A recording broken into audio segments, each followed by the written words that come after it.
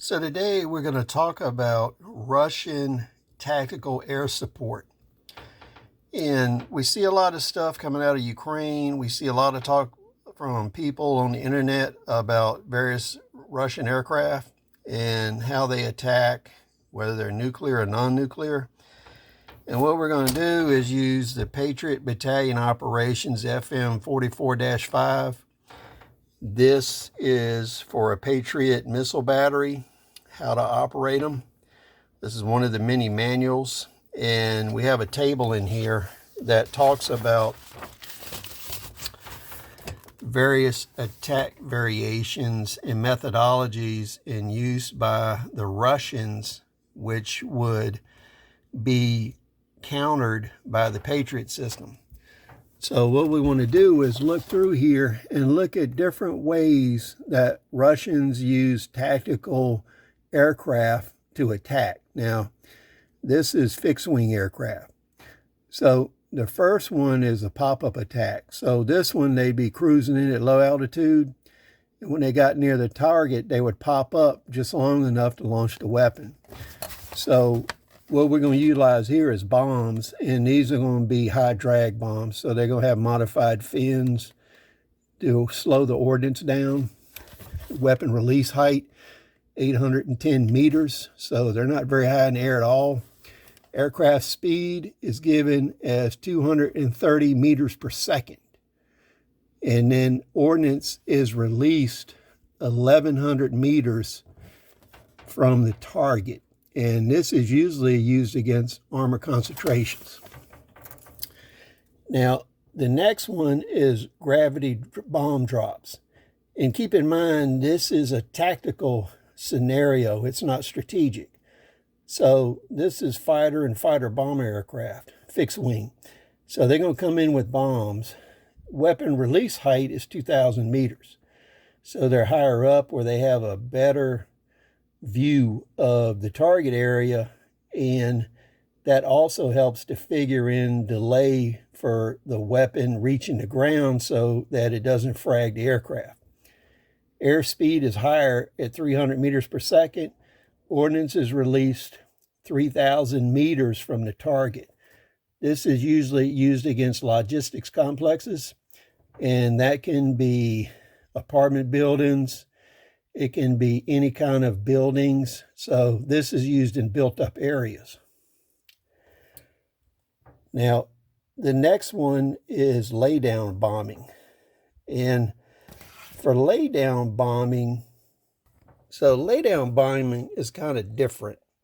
So laydown bombing, the aircraft uses laydown technique flying at altitudes below 200 meters. So they're right off of the top of the deck, right above the trees. And they're moving from 150 to 200 meters per second.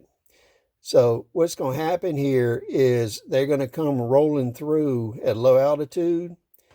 And what they'll do is they'll use drag chutes, or they'll use retarder fins to slow down the bombs as they release them. And what this is a low altitude strike. And a lot of these were used by the U.S. military in Vietnam, and they would normally use a 14-second delay on a flat-nose bomb to hit bunkers and tunnel complexes. And if the timer didn't function properly, it would actually frag the aircraft. So this is a low-altitude attack, and there's two kinds. CBU's cluster bomb munition. Weapon release height, 500 meters. Aircraft speed, 230 meters. Ordnance release distance were 1,200 meters. This is used against vehicles and personnel in the open. Now, it's also used in built-up areas in order to saturate streets and to get around the corners of buildings and stuff. So CBU's cluster bombs are also good for use in cities. Now, the other laydown attack is napalm. Now, the interesting thing about napalm is the release height is only 60 meters, which is about 180 feet.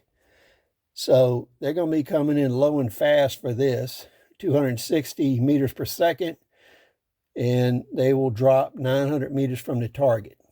And This is good for everything except concrete structures and bunkers. Now, toss bombing is an interesting bombing technique. The aircraft flies toward the target, and then it pitches up and goes straight up in the air and basically does a backwards circle, or like a somersault. So your aircraft is going to fly into the target like this, and then it's going to go back up. It'll release the bomb, and the bomb will fly toward the target. Now, this is used with really heavy ordnance, like 2,000-pound bombs, 1,000-pound bombs, but it's also used with tactical nuclear weapons. So when we're looking here, we're going to be rolling in at 1,500 meters, 240 meters per second. The bomb will be released 3,200 meters from the target. Now, if this is a nuclear weapon, it's probably going to be released well before that. So this is an important consideration. If they're nuclear-capable jet fighters or fighter bombers, they usually use this toss bombing technique. Now, dive bombing is kind of self-explanatory. That would be a combination of rockets and bombs. The attack height would be 470 meters, 230 meters per second velocity coming in. Release 800 meters. That gives them enough room to pull up and out from the target. This is against stationary targets like headquarters vehicles, buildings, things like that. Now, standoff is a air-to-surface missile. So we have two types. Some of these are used against ground targets. Some of them are used against radar sites. So we have two attack heights. We have one where we're right on the deck at 100 meters. And we have another one that we're a lot further from the target, and we're at normal cruising altitude of around 5,000 meters. The low one is 250 meters per second. The one that is higher altitude is 200 meters per second. We can release, when we're looking here, we can release 10,000 meters from the target. And that's the primary attack they would use against Patriot batteries and other anti-aircraft weaponry. And then for large complexes with heavy rockets, they could release them from 70,000 meters. So that's kind of an interesting thing to look at. The last one is a pop-up attack using cannons.